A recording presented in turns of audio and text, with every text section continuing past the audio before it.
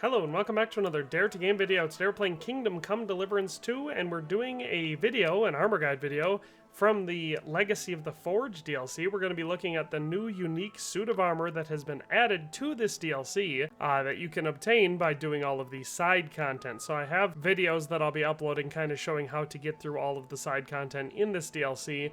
But in short, I'll also kind of point out each major item. I will just say kind of briefly how to get it in this video, since showing would be too time consuming. But with all that being said, let's just dive on in and start off like we always do with armor guides. So just to keep things simple on the weapons half, I went with the Kuttenberg longsword. As far as I know, there's only one way to get your hands on this one, and it is through random tournament awards, I'm pretty sure, because that's the only place I've ever seen it. So the description says, a beautiful sword of the highest quality, the ultimate master weapon. It was made by Enderlin, a swordsman from Kuttenberg, as a copy of the sword of the Kuttenberg Sword-Fighting Brotherhood. For the greater glory of Kuttenberg, Master Enderlin then donated it as a reward for the winners of the Kuttenberg tournament. So, like I said, I'm pretty sure that's the only way to get your hands on this one. It has a minimum strength of 13, a minimum agility of 16 to use, stab damage of 127, slash damage of 121, blunt damage of 24, defense of 246, durability of 202, and a weight of 2.9 pounds. So it is a pretty good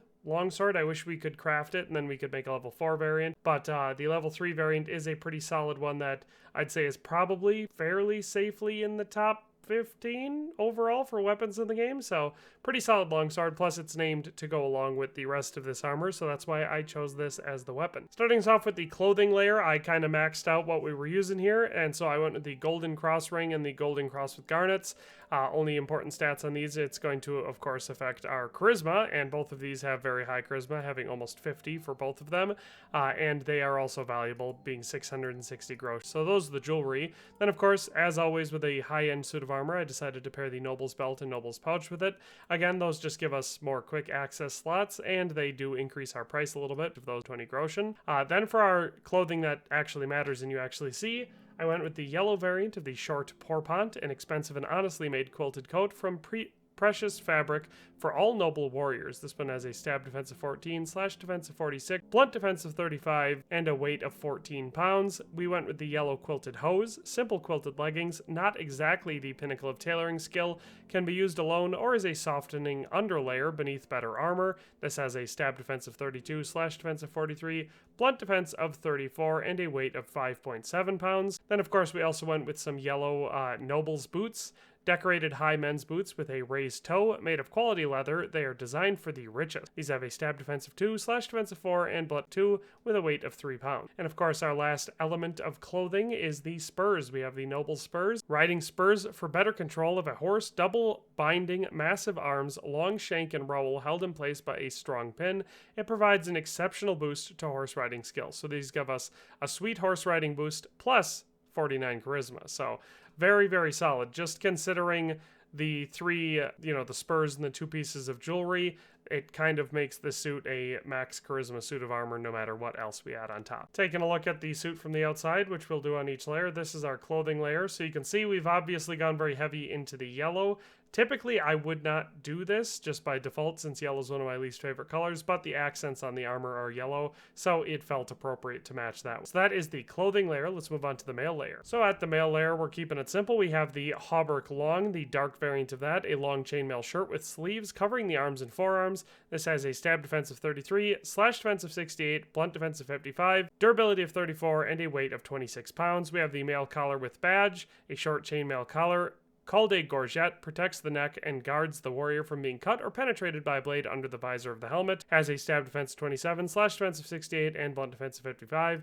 And then the mail hood with a coat of arms. I would have used a yellow accented one, but I didn't have one in this playthrough, so I just used any. And it's a quilted hood with a collar and a wide mail hood. Stab defense 28, slash defense of 77, and a blunt defense of 59. So once again, looking at it from the outside, we have a fairly standard looking suit of armor. Doesn't really blow your skirt up, or at least it doesn't really blow blow mine up, but it does look pretty solid. It definitely screams high-level armor because this is pretty much what they always look like when I do a suit of high-level plate armor. So that's our mail layer. Let's put the exciting top layer on. So this is the top layer, which you can see we are wearing over there on the right, and it looks really good, but we'll get a closer look at it on the outside. So we have 4 matching pieces that are all labeled Kuttenberg, and then of course for our gauntlets they don't match, but I just picked ones that look the best. You know, they look like they match this suit even though they don't. It definitely annoys me that Warhorse had the option of, you know, coating in gauntlets that would match it, but chose not to. But anyway, so we start with the Kuttenberg plate legs, which says plate leg protection from the Kuttenberg workshop of the blacksmith Henry. These have a stab defense of 134, slash defense of 98, blunt defense of 34, charisma of 18, durability of 19, and a weight of 12.8 pounds. Then we have the Nuremberg gauntlets, which, like I said, are the only non-matching set. A masterpiece from the best armor smiths, finger gloves of hourglass shape, made with metal decoration and brass lining. Stab defense of 134, slash defense of 98, blunt defense of 34, charisma of 26, durability of 25, and a weight of 3.5 pounds. The Kuttenberg bassinet, houndskull helmet from the Kuttenberg workshop of the blacksmith Henry. This fine piece of plate armor was crafted by the journeyman Standa, known as the Fly. Has a stab defense of 133, slash defense of 98, blunt defense of 34, charisma of 29, durability of 40, and a weight of 13.2 pounds. The Kuttenberg layered cuirass is one of 2 cuirass options that we can craft in this DLC. There's a decorated variant that it looks slightly better than the regular nobleman's decorated cuirasses in this game already, but I think this one just looks way better, and this one has better stats. So that's why I went with this one. So it says a cuirass from the Kuttenberg workshop of the blacksmith Henry. The individual plates fit together perfectly, and the chest is reinforced with an extra tempered layer.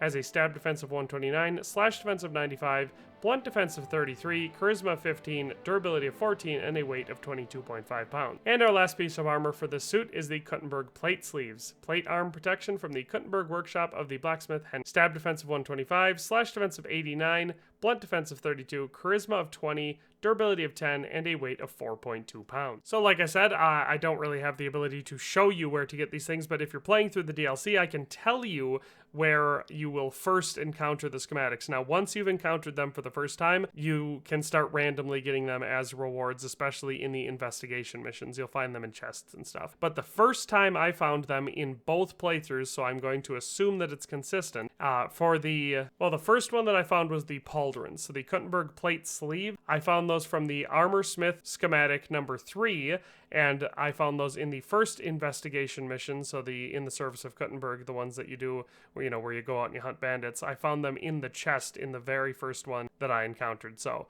once you get any of these schematics, you just have to take them back. You have to be to the point where you have Standa at your place and you have a workshop.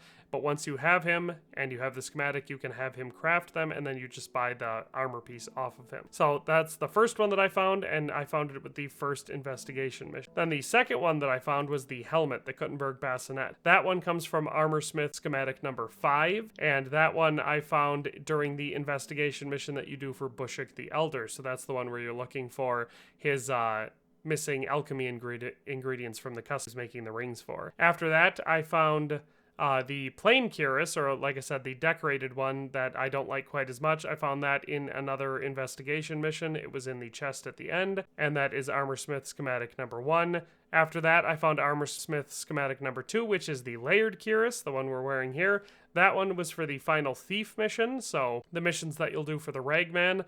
The very end of that quest chain, or at least the story in there, it will be one of the rewards that he gives you at the end is the schematic for how to craft the layered cuirass. And finally, the last piece of the suit of armor that I got was the chausses, which came from Armor Schematic 4, and I got these as the final archery mission reward. So the sharpshooters mission chain has a story that goes along with it, and when you do the last story chapter in that, I got that as a reward from that mission. So that is where you can get all of these schematics for this suit of armor. So just going down in stats for this suit, we have a total value of 25,511.6 groschen. So definitely a fairly expensive suit, but I would say probably a little bit undervalued considering how cool, unique, and good it is. I absolutely love the way the suit of armor looks. It's my favorite. Well, I guess, I don't know if you call it vanilla because it's a DLC asset, but as far as a warhorse design suit of armor, I love this one. Our weight on this one is 121.8 pounds, which is not crazy for a full suit of plate armor. It's very, very standard.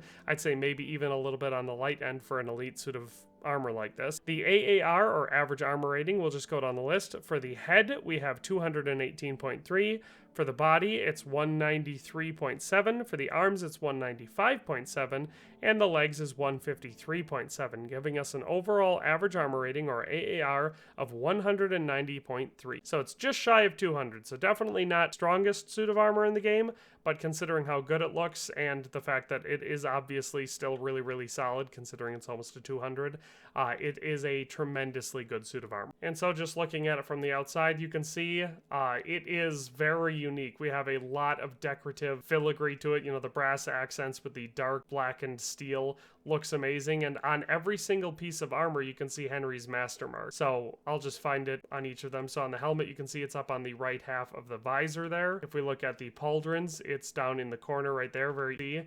If we look at the cuirass, it's just below the mail collar, which I like that they put it in a spot where it's not covered by the collar, the aventail from the helmet. And then for the greave, it is right above the left. So overall, I really, really like the suit of armor. I think it looks fantastic. It definitely does a good job of making it feel worth working towards because of how much more unique and cool looking it is than everything else in the game. So yeah, overall, full marks on this one. No complaints from me other than the fact that they, you know, didn't make matching gauntlet set. But with that being said, that is Henry's Kuttenberg armor from the Legacy of the Forge DLC. I'm glad that they added a full suit of armor that you can have made. It would be cool if there's even more variety, but you know, beggars can't be choosers, and I absolutely love what we have here. So that's all for today. That is the end of the video. Hope you enjoyed it, and we'll see you next time. Thanks for watching another Dare to Game video. If you liked this video, please leave a like and a comment. If you haven't already, be sure to subscribe to the channel.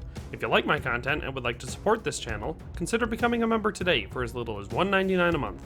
It makes a huge difference. But in any case, thanks for watching and have a nice day. I'll see you next time.